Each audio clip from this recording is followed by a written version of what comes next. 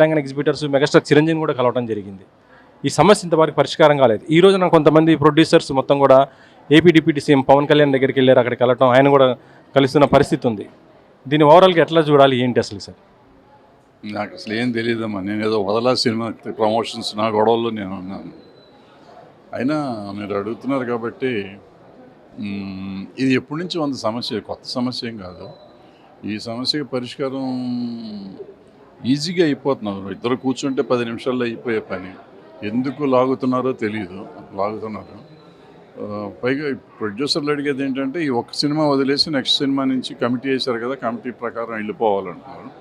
But exhibitors మాత్రం ఈ cinema నుంచే కావాలి అంటున్నారు. ఈ సినిమా నుంచి కావాలంటే మీరు ఎంతైనా పర్సంటేజ్ తీసుకోండి అన్నారు. ఇందాక కొంతమంది ఎగ్జిబిటర్స్తో మాట్లాడాను. వాళ్ళ పర్సంటేజ్కి ఏం లేదు, మీరు కమిటీ రేపు 60-70 అంటే దానికంటే 10%, 20% ఎక్కువ వేసి తీసుకున్నాం, మిగతాది మేము రెడీగా ఉన్నాము.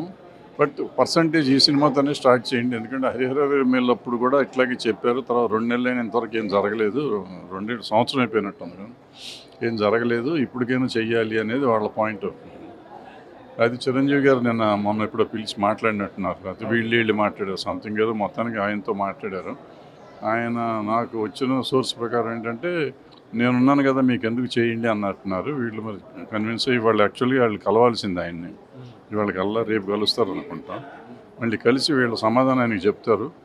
ప్రాబ్లీ చిరంజీవి గారు సాల్వ్ చేసేస్తారు అనుకుంటున్నాను. యాక్చువల్లీ నిన్న చిరంజీవి గారు ఫిలిం ఛాంబరే సుప్రీము ఛాంబర్ చెప్పినట్టు వినాలి, మీరు ఎందుకు అనవసరంగా ప్రెస్ మీట్ పెట్టారు అనేసి కొంత ఆయన అన్నట్టుగా వస్తుంది.